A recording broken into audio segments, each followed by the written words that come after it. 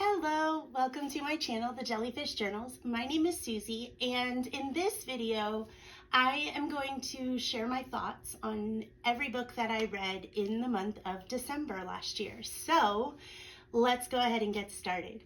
But before I go too far, I was hit with a nasty cold on New Year's Eve, so I'm getting over that. If I sound a little stuffy, I didn't want to wait too long to get to this video.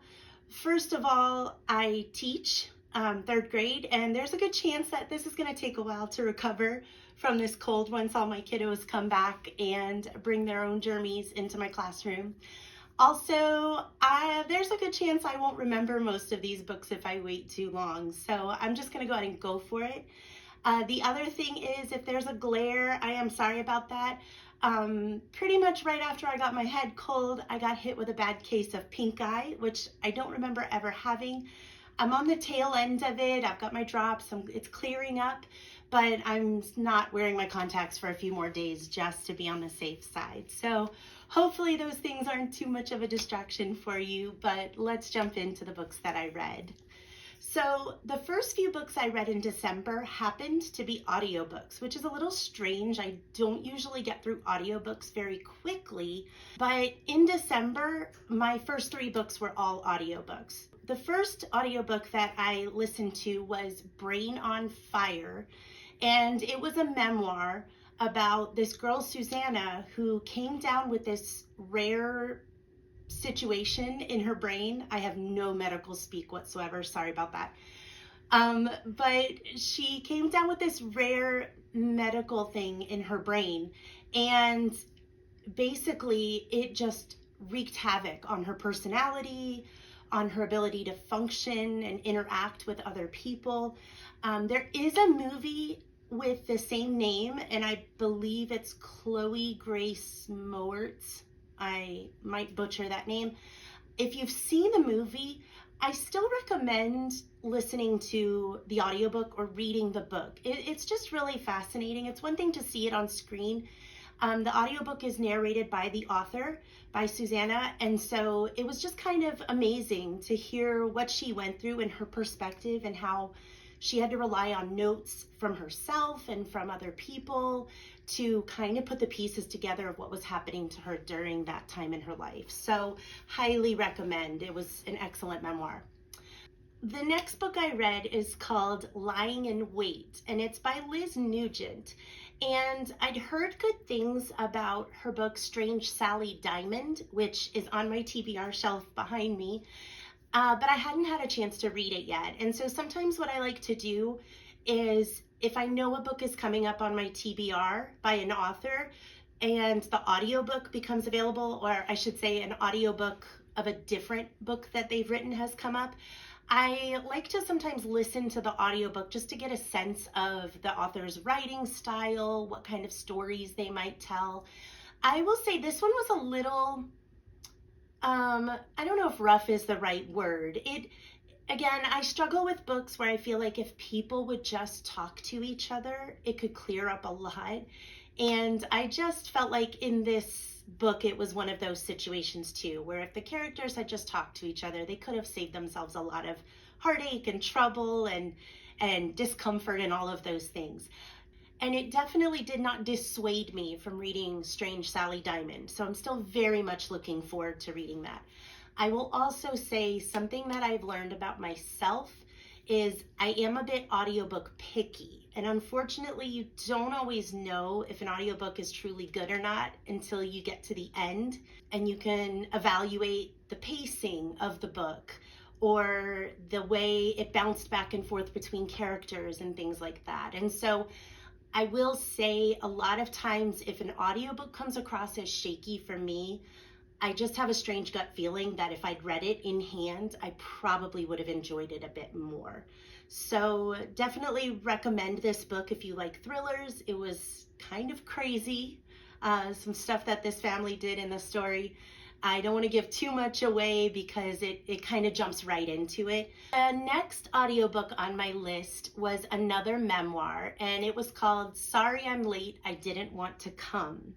Now, I am very much that person. I am very much kind of a homebody. I would much rather stay at home. Anytime I do go somewhere, I'm always happy I went. I almost always have a good time and am thankful for the interactions that I have with people and the experiences in my life. But mentally, it's hard for me to get out the door. When we were dating, my husband actually got me a shirt that said, "Sorry, I'm late. I didn't want to come." So I thought I'd give the memoir a try. It's about a woman who considers herself an extreme introvert, which I do not consider myself an extreme introvert. But she decides that for 1 year, she's going to try new things. She's going to try to step outside of her comfort zone. And she just kind of wants to see what that invites into her life. So one thing that she realized was if she's staying in her bubble all the time, she's missing out on opportunities in life. And not just experiences, but the kind of opportunities that come if, let's say, you're attending a friend's birthday party and you happen to meet one of their other friends who's got a connection for you work-wise. Things like that. She just kind of realized that staying in her bubble is denying herself those connections with the outside world, which I guess kind of seems like no duh, but makes a lot of sense if you are an introvert and you're happy in your little world. So overall, I really could connect to the idea behind the book. I think it didn't translate well as a book for me. It just felt like she was kind of saying the obvious, like, hey, I said yes to this activity, and guess what? I had more fun than I thought I would. Or I decided I'd sign up for this thing, and guess what? I really enjoyed it. And so I think overall, I don't know what I was actually expecting, but her kind of results of her experiment weren't all that surprising. And so not one of my favorite memoirs, definitely would not recommend it. I would say perhaps if you're an extrovert and you want to understand how introverts think, it could be a good book for that. Or if you consider yourself an extreme introvert, like the author, maybe it will give you a little bit of courage moving forward. The next book I read was The Girl from Widow Hills by Megan Miranda. Now, this is an author that I really enjoy, and so if I ever come across her books in a little free library or at my library's twice a year used book sale, which I think is where this one came from, I am quick to pick up her books. They're usually pretty quick reads. They're thrillers, they're sometimes a little psychological, a psychological thriller.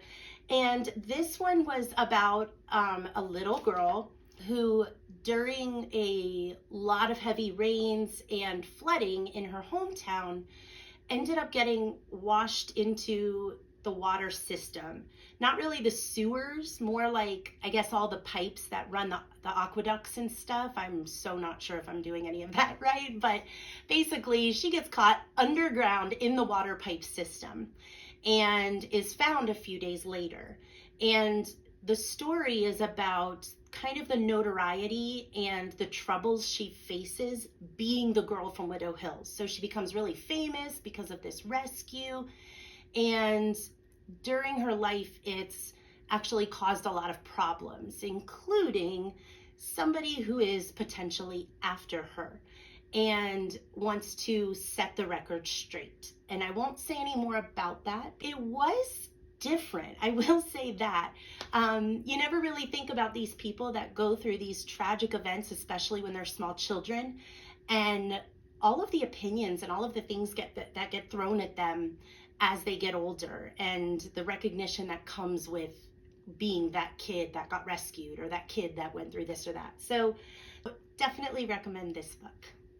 The next book I read, I don't actually own myself, and the book I read was The Little Prince. So it is on the shorter end. It is not a very long book, and normally I don't really include children's books on my books read for each month, because as a teacher, I read a lot of children's books. I did add this one because I kind of wanted to hold on to the memory of this book. So one of our local schools did a play on The Little Prince, and we took all of our third graders to go see this play. And we all walked out completely confused. The students, the teachers, the parents that went as chaperones. And it kind of was interesting how many people were not familiar with the story, including myself. Well, my student teacher from last year, this is one of her all-time favorite stories. And so she loaned me the book, and really quick read. I think I finished it in a night. And definitely it made a lot more sense than the play. No shade on middle schoolers trying to act on stage, but it is possible it just wasn't portrayed correctly. But after I read it, I went back and talked to my class about it. And once I explained some things and they were able to make connections to what they'd seen in the play, they were, oh, I get it now, I get it now. There's this little guy, the little prince, who lives on a planet, and he's just trying to find out what, not really the meaning of life, but what makes something special. And so he's bouncing to all these different planets in the galaxy and meeting all these different characters. And it's really sweet in the end how he does discover what has meaning and what makes something special. I know having that in my reading journal is going to help me remember this class and that field trip and all of those things. So I did include it for this month. The next book I read was another audiobook, and this was called A Colorful Scheme. I was looking for just kind of a lighthearted, cozy murder. And I came across this one, and as someone who likes to color, I color a lot. And I thought, oh, this could be kind of fun. So it's about a woman who illustrates coloring books, and she works in a bookshop, and there's a murder, and she, goes through all the things to solve the murder. I did not love this book, and I'm kind of bummed that I didn't love the book. I think there's other books in the series or with the same characters, but it kind of fell a lot on this whole trope of, oh, she works for a multimillionaire and she's so special to him, and he's married to somebody else, so it's not like a romance or anything, but it's like, I feel like you could do anything in a book, like anything, if the main character is besties with a multi-billionaire. And it kind of takes the struggle out of the book if every time you turn around, everybody trusts her because of who her friend is. Or she is able to take all the time off she wants from work because of who her boss is. And, it's just one of those things for me where I think it's just hard for me to really enjoy a book that seems too easy. So having said that, probably wouldn't recommend unless you really do enjoy a sweet, cozy murder. The next two books I read were both Frida McFadden books. And I chose them, it's so cheesy. I chose them both because they're red and green and it was December. And so I thought, oh, they're Christmassy. They're not Christmassy. I didn't think that they were set at Christmas or anything. I just thought it would be kind of funny since I planned to read this one and then I realized the other cover was green. So anyway, I really enjoy Frida McFadden's books. I think she is really good at throwing a twist at the end, even if you know that about her and even if you are expecting that twist. I'm never expecting what the twist is. And I pride myself on being able to figure these kinds of books out, but I would say I don't think I figured out a single one of her books. This one is about a woman who, as she was growing up, there was a locked door in her home to the basement, and she never knew her father was killing women in their basement as she was growing up. And her dad ends up getting arrested, so she does find out and grows up with this knowledge. Fast forward to her adult life, and one of her patients is murdered, and then I believe another one is murdered. And so I think the question underlying in the book is, oh my goodness, did I do this? Am I like my father? My father was a murderer, he killed lots of women. Am I following in his footsteps? I think she's got periods where she either blacks out or doesn't remember things. And so there's that little loophole of it's possible she's doing it, but is she really doing it? And again, I loved the twist at the end. I thought this book was awesome. Highly recommend. And then we have The Inmate, which was the book I read immediately after. So I would have those red and green covers. I truly loved this book also. this woman gets a job working at a prison, and nobody knows, but one of the prisoners is her high school boyfriend who was accused of trying to kill her in high school, which is why he's in jail. And it's really about some of her interactions with him in the prison, her trying to find out what really happened, her starting to doubt what really happened. Somebody else from her past enters into her life, and again, the twist at the end is just really, I think honestly it was the best Frida McFadden twist that I've read so far, maybe alongside of her book The Teacher, which was also, I thought, phenomenal. Yeah, also recommend this one.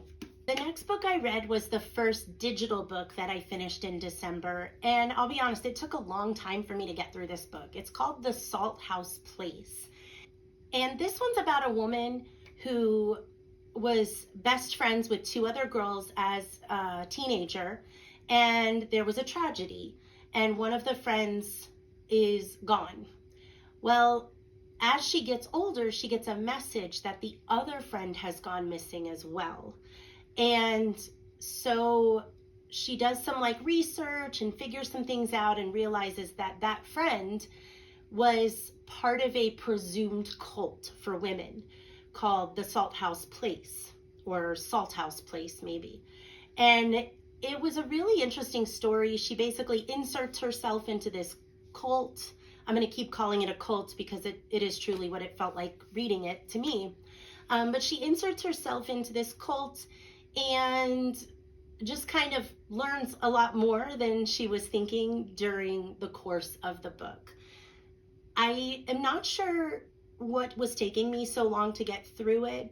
I think a lot of it felt repetitive. So, it's an all women's cult, so sometimes women were butting heads and women were being women and petty and nitpicky, which drives me crazy. And it felt like there was a bit of back and forth. So you would feel like, okay, this is making sense, this is what's happening, and then it'd really be like, oh, no, that's not what's happening. And then, okay, so now this is what's happening, this is me, oh, no. And after a bit, I don't mind that. To me, that's a twist here and there. But if it's like this, the whole story, I start to kind of struggle with that, because then I'm like, okay, when is this going to be over? So not sure I'd recommend that book. The next book I read was The Mistletoe Mystery by Nita Prose. And this was a gift from my husband for my birthday back in November. So I intentionally waited to read this to closer to Christmas. And if you've read any of the Maid series from Nita Prose, they are just the sweetest books. So it's what I would consider a cozy mystery. There's not a lot of blood and gore and not a lot of horrible Criminal Minds type things happening to the characters. There's usually just a very simple murder, a lot of quirky characters that come together, and it kind of falls together and the murders are solved. So this one was super sweet. It was just such a pleasant addition to the series of books. It's definitely a novella. It's pretty short, if you can see that. It's only 107 pages, not very long, did not take me long to get through it at all. So sweet. And her next book, which I believe is called The Maid's Secret, is coming out later this year, I think spring, possibly March, April maybe. And I just love that this book will kind of bridge the gap between her second book and that fourth book. And that's what I'm really hoping. I'm really hoping that now that we have this piece, the characters are moving forward from this in that fourth book. But they're just super sweet, easy reads. I just loved this book, so definitely recommend. After that, I was looking for my next digital book to read, and I came across a book called Snowflakes by Ruth Ware. Now this was, I believe, whenever, if you're a Prime member and you have those Prime free books every month, I think they were giving free short reads or free short stories, like little bonuses. And I think this was one of them. And so I got my free Prime book for that month, and then I went ahead and did this too. And then as I was scrolling through my Kindle, I'd forgotten about it, and I was like, ooh, a new Ruth Ware book, and didn't realize it was a short story when I started it. I will say, as a big Ruth Ware fan, did not like this at all. It did not feel like anything else she's written. I believe it's part of a group of short stories written by some other authors. Not positive. I don't care to read any of the rest of them. After I read it, I was kind of like, that's it. I think it's like 41 pages, maybe, super short. I don't recommend this if you're a Ruth Ware fan. It will not give any vibes like anything else she's written. So not a fan of Snowflakes. Then, after I read that and felt kind of burned by that book, I dug through to see if I had any other short stories. And I found this book called The Lover, another free book that I got through Amazon Prime, I think. And this was written by the same author who wrote Mexican Gothic, which I have never read. A good friend of mine that reads a lot also, she's read it. I think she said she liked it. I'm definitely curious about it, but this was another example of when I'm reading something else by an author I'm curious about just to see if I vibe with them. I thought this was 5 stars. It was such a, I don't even know, cute isn't the right word. I wouldn't say it was a cute story. It was almost like a fantasy and a romance all rolled into one. It's super short, so I don't feel right giving a lot about it, but there's basically 2 sisters. One is beautiful and spoiled, and the other one is the hard worker and does all of those things. And there's this myth that if you do something, I can't remember what it was, something will appear on your doorstep the next morning and it'll tell you what kind of husband you're going to have. So you do it as a young girl. Well, she does it, finds a stick on her doorway, and the younger sister, the hardworking sister, and realizes that her husband is going to come from the forest. Well, this guy comes from the forest, ends up marrying the older sister, and then all of these things kind of happen moving forward that I don't want to say any more about. And it's just kind of how the hardworking younger sister kind of deals with all of this stuff. And it has a really cool twist at the end. I was very satisfied with how the author wrapped everything up, so definitely recommend that one. Then I read The Last House on Needless Street. And let me tell you, this was my top read for December. Holy moly, this book is twisted. This book is bizarre beyond anything I've ever read. So this story is told from the perspective of definitely 2 characters for sure. I feel like 3, maybe 4. One of them is a cat. And so you get to see the world and the perceptions of everything happening in this house from the cat's perspective. And one of the other perspectives is this guy that lives in the house, and the cat belongs to him. And I don't really know how to talk about this book without saying too much about it.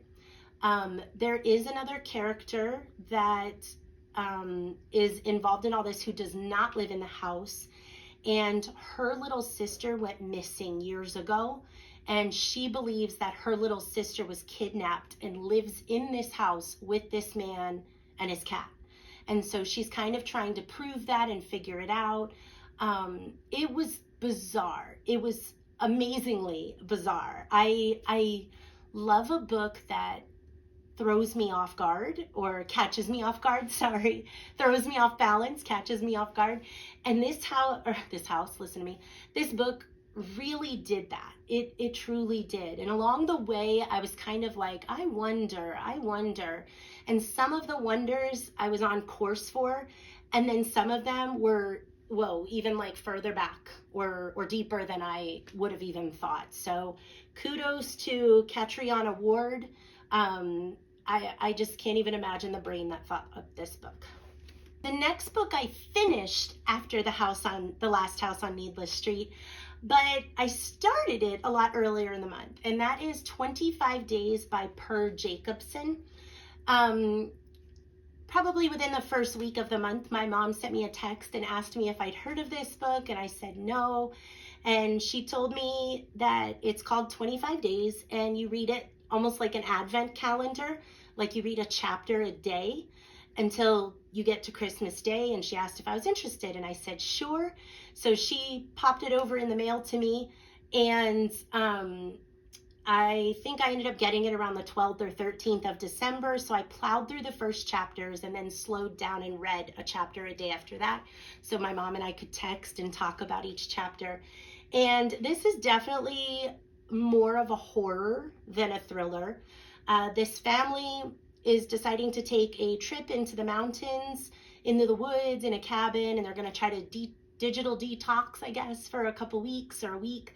And while they are there, weird things start to happen. So they wake up the first or second morning, and there's a stocking hanging on the barn outside, and they go look, and there's something inside of it. And then the next day there's something else inside of it, and it just kind of keeps happening. And once they put together, it's not a puzzle, but like once they look at all the things that have been left in the stockings a little more closely, they realize that somebody's after them. And then it becomes a matter of escape. And so I thought it was really interesting.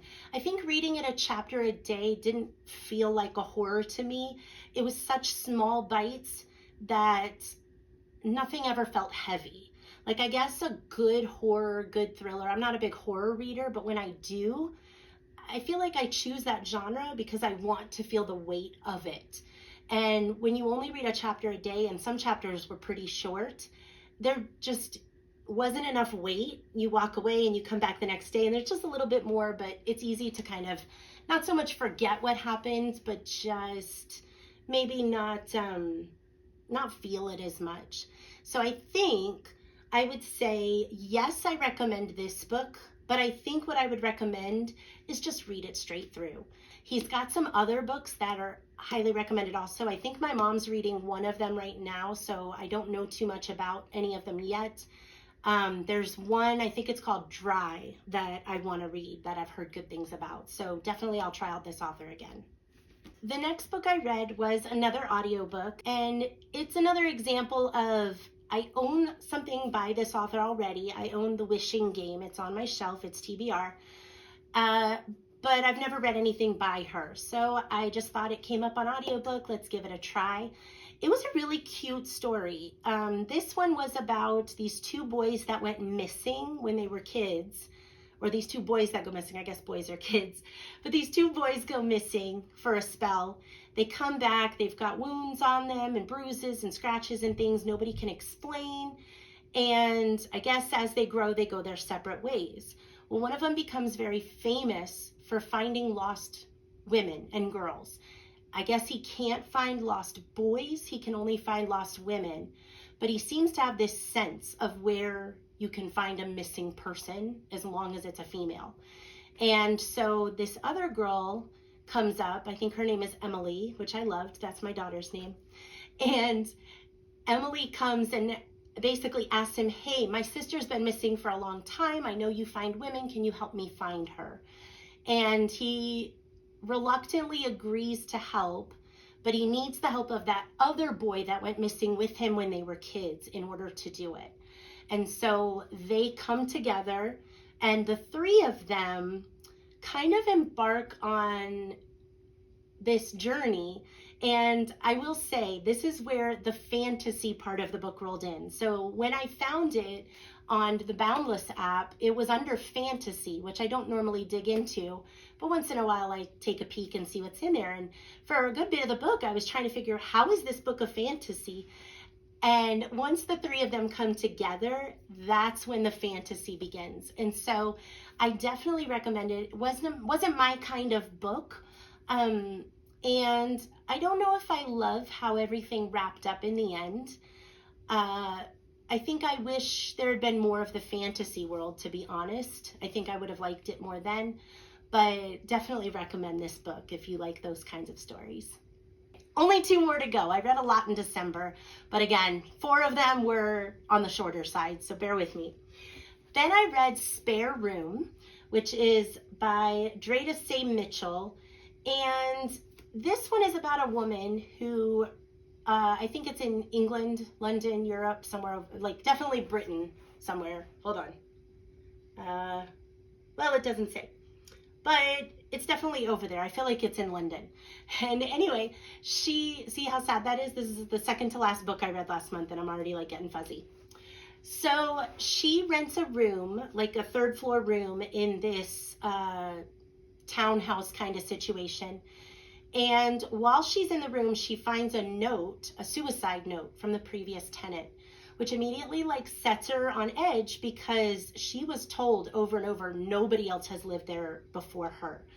So she kind of starts going through this process and talking to the neighbor and her ex-boyfriend, who I think was a lawyer. I don't think he was a detective. I'm pretty sure he's a lawyer. And just trying to figure out what actually happened in this room that she's staying in. The two people that own the townhouse that are renting the room to her, they're kind of nuts, which made it more fun to read. It wasn't funny at all. That just cracks me up, like how strange people can be, I guess, sometimes, especially in a book. But I thought this was a kind of interesting thriller, something a little different. There is a connection to her in this room, which you kind of find out as you go through the book, but it doesn't seem like she knows all of that at the beginning of the story. So if you like, as it says, caught my eye, a twisty, dark psychological thriller, then this might be the book for you. Finally, we are at the end. Last book I read in December was The Institution. And I gotta tell you, this was a very close second for the best book I read in December. I absolutely loved this book. So this book is about a murder that happens in an insane asylum or an institution. It's actually called The Institution. It's the world's highest security prison hospital. So not everybody in there is criminally insane, but this one floor with 5 patients on it is like the most severe criminally insane serial killers, whatever. Trigger warning, if you don't like to read about pregnant women being hurt or children being hurt, I do not recommend this book at all. So having said that, if you want to skip ahead to the end of this video, although this is the last book, feel free, but I am going to talk about that a little bit because that is what happens in this book. So there's a nurse that works on the floor, and with the super criminally insane patients, she's pregnant and someone takes her baby out of her and she dies from blood loss. They can't find the baby. They don't know who murdered her. Obviously, she works on a floor full of serial killers, so it could be any of them, but they have no clue who it is. And so this psychiatrist, this forensic psychiatrist, or forensic psychologist, something like that. Anyway, she goes into the prison undercover as a new therapist on the ward. And she's also working with her partner, who's an undercover police officer who's going in as a serial killer on the ward. So between the two of them, they're trying to get to know the patients, the staff, trying to figure out where is this baby. She was almost near the end of her pregnancy, so there is a possibility the baby's alive and survived. Pardon me, but they're trying to figure out, first of all, what happened to the baby, who killed the nurse. I thought this would actually make a really cool movie, or at least a mini series, something of that nature. I would watch this hands down. The characters were very well described.